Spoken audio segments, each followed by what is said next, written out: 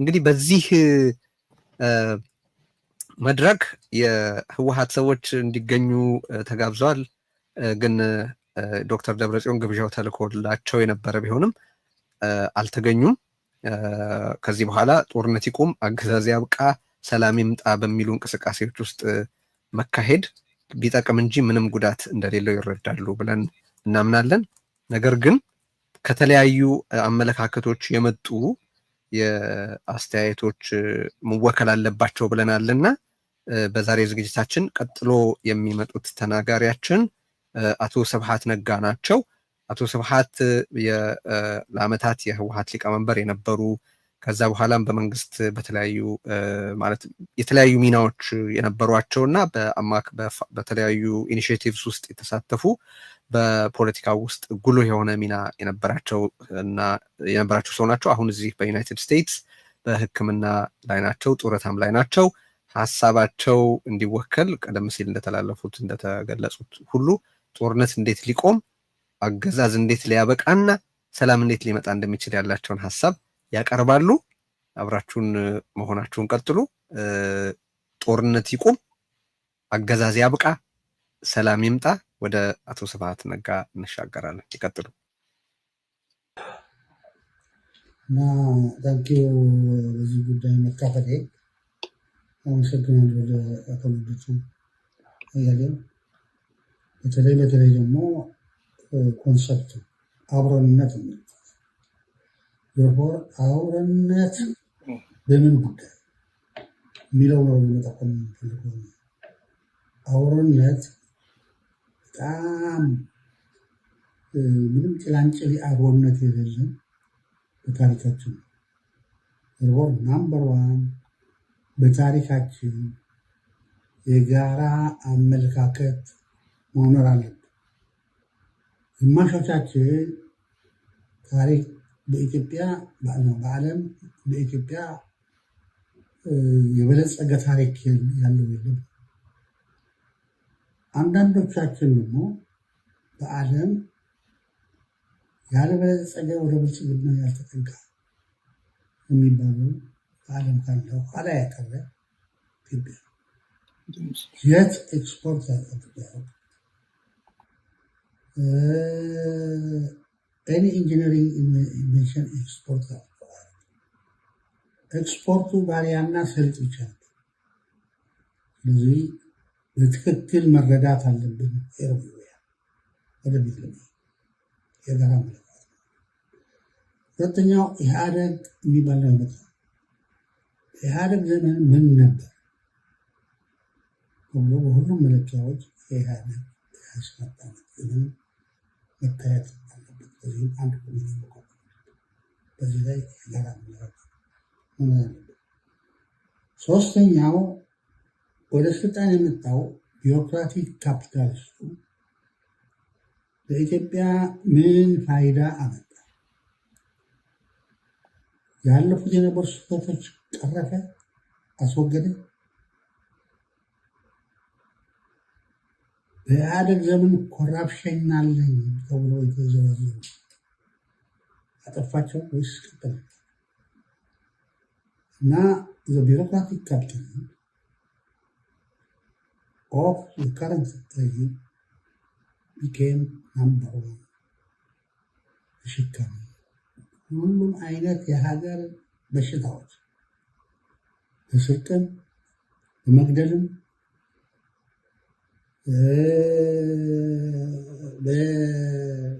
በዲሞክራሲ መቅበርም ሁሉም አይነቶች በዚህም አንድ ኮሚቴ ተቋቁሞ ማለት በዚህ ከሄድ ሲናሪዮ የኢትዮጵያ ዕጣ ፈንታ ምን ይሆናል?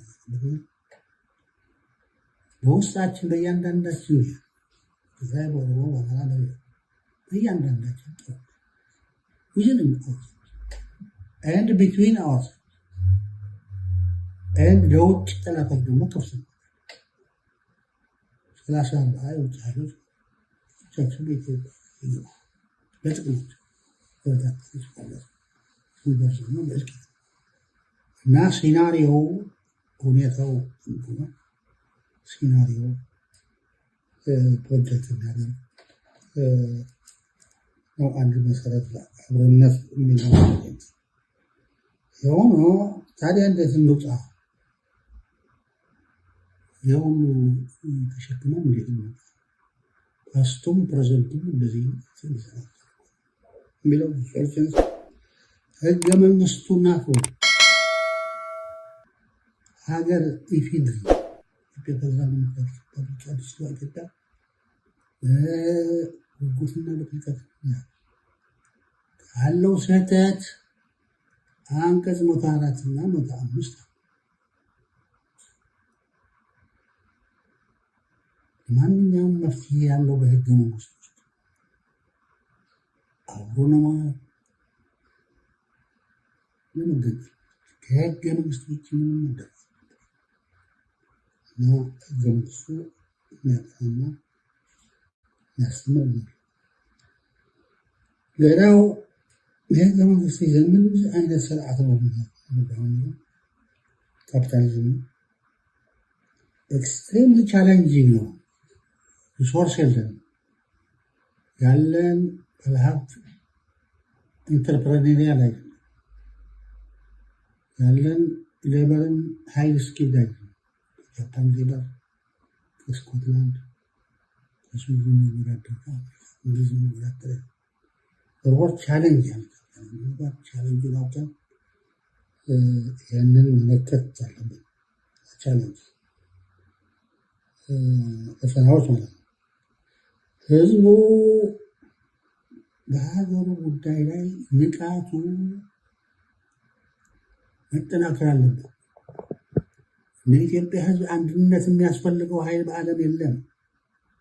የደረሰበት ግፍ የሚደርስበት ያለ ግፍ በጣም እጅግ አሰቃቂ ነው እና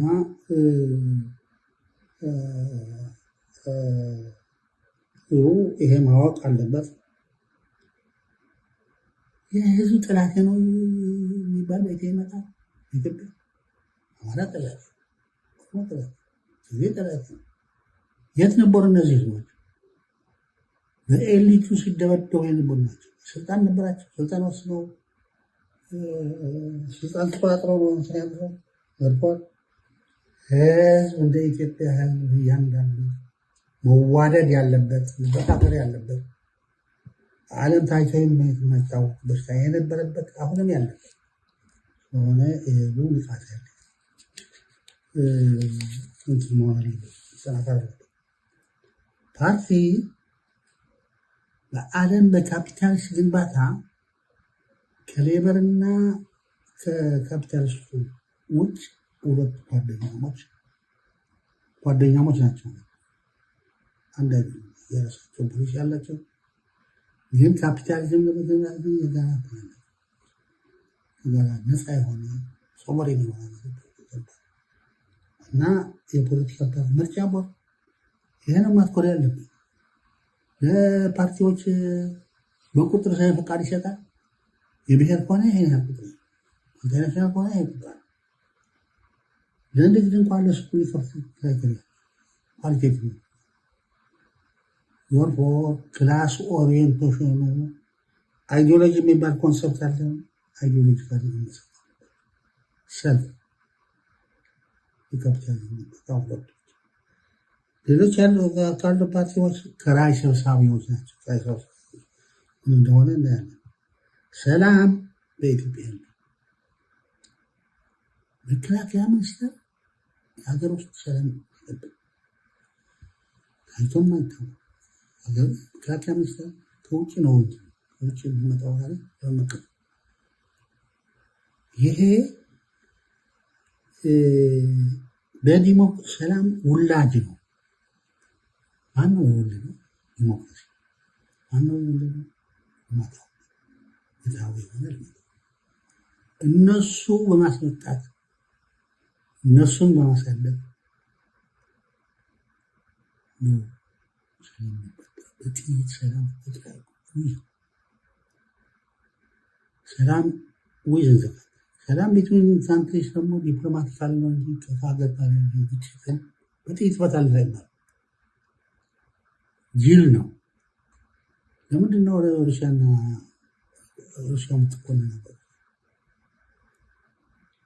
ካላቸው ልዩነት በዲፕሎማቲክ ነው። መከላከያ የሚቋቋም ለመከላከል ለመውረር አለ ሌላ ሀገርም ለመውረር ነው።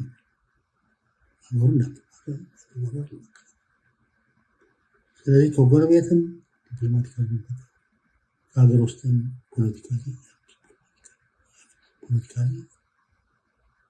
ኢኮኖሚካሊ ስለዚህ በጣም አስቀያሚ የሆነ በጣም ባለዓለም ኖራም የሆነ ጦርነት የሚካሄደው በኢትዮጵያ መታገስ ያለበት እና በኢትዮጵያ ካፒታሊዝም ለመገንባት እነዚህ የተጠቀስኳቸው አስፈላጊ ናቸው። ግን ቻሌንጅ ነው፣ ከባድ ነው። ስለሌለን የተጨበጠ አቅማችን ትንሽ ነው። ትሬቶቹም አሉ። 3 ትሬት ተቋቁሞ መጣራት ያለባቸው አንዱ ትሬት ኪራይ ሰብሳቢነት ነው። ስለዚህ ኪራይ ሰብሳቢነት ምን እንደሆነ ኪራይ ሰብሳቢነት የቢሮክራቲክ ካፒታሊዝም ሂውማን ሪሶርስ እናካበት። ስለዚህ ኪራይ ሰብሳቢነት ምን እንደሆነ መታወቅ አለበት። አብሮነት ለመፍጠር ከሆነ ስለዚህም አንድ ኮሚቴ ነው። ኮራፕሽንም አንድ ትሬት ነው። ኮራፕሽንም ጥናት አለበት። በኢትዮጵያ ምንድን ነው ፈጣሪው ማን ነው? አብሮነት መፈጠር ስለ ኮራፕሽን አብሮነት። ሌላው ከውጭ ከውጭ የሚመጣ ትሬትም አለ። እሱን ማወቅ አለብን። እሱን መከታተል እና ትሬቶች አደጋዎች ናቸው እና ጀነራሊ ያለፈው ማወቅ አለብን፣ ያለውን ማወቅ አለብን። የሚመጣው ማወቅና ተጠንቅቆ አቅም እየገነቡ ይባላል። የህብረተሰቡ ጉዞ ፓስት ነው፣ ፕሬዘንት ነው እና እነዚህ አሁን 8-9 ጉዳዮች ያስቀመጥኳቸው እያንዳንዳቸው ኮሚቴ አሁን አላወቅ አፖለቲካ አውቀን የጋራ እውቀት ይዘን ነው እና አይ አፕሪሺየት ፕሮግራሙ ፕሮግራሙ አወጣን ግን ናንስቶፕ ሆነ ለእያንዳንዱ የሀገር ጉዳይ እያስቀመጥኳቸው ሊቀመጡ የሚችል ይሆናል። የኔ ግን መቅረት የለባቸው እና ሀገርነት ኢምፖርታንት ኮንሰፕት ግን በምን ጉዳዮች መቀመጥ አለባቸው። በጣም አመሰግናለሁ። አቶ ስብሃት ነጋ መልእክታቸውን አስተላልፈዋል። ኢትዮጵያ በአባይ ወንዝ ላይ ገንብታ ካስመረቀችው የህዳሴ ግድብ አንጻር ግብጽ ብሔራዊ ጥቅሟንና የውሃ ደህንነቷን ለማስጠበቅ አስፈላጊ የሆኑትን ሁሉንም እርምጃዎችን እንደምትወስድ ፕሬዝዳንት አብደል ፈታህ አልሲሲ ተናገሩ። ፕሬዝዳንቱ ኢትዮጵያ ታላቁ የህዳሴ ግድብን በማስተዳደር ላይ እየተከተለችው ባለው ኃላፊነት የጎደለው አካሄድ ላይ አገራቸው እጇን አጣጥፋ አትመለከትም ብለዋል። አልሲሲ በዋና ከተማቸው ካይሮ ለተካሄደው 8ኛው የውሃ ሳምንት ተሰብሳቢዎች በቪዲዮ ባስተላለፉት መልእክት ግብጽ ዲፕሎማሲና ዓለም አቀፍ ተቋማት በይበልጥ በተባበሩት መንግስታት ድርጅት ላይ መተማመኗ እንደ ድክመት መቆጠር የለበትም ብለዋል። ግብጽ ታላቁ የህዳሴ ግድብ ከአባይ ወንዝ የምታገኘውን የውሃ መጠን ይቀንስብኛል ስትል ግብጽ ታላቁ የህዳሴ ግድብ ከአባይ ወንዝ የምታገኘውን የውሃ መጠን ይቀንስብኛል ስትል አጥብቃ ስትቃወም የነበረ ቢሆንም ፕሬዝዳንቱ እሁድ ዕለት ባደረጉት ንግግር ላይ ባለፉት ሳምንታት በሱዳን ውስጥ ለተከሰተው የጎርፍ መጥለቅለቅ የኢትዮጵያን ግድብ ተጠያቂ አድርገዋል። ኢትዮጵያ ግድቡ ተገቢ ባልሆነ ሁኔታ እያስተዳደረችው በመሆኑ ባልተመጣጠነ የውሃ ፍሰት ምክንያት ባለፉት ቀናት በሁለቱ የታችኛው ተፋሰስ ሀገራት ውስጥ ጉዳት ደርሷል ብለዋል።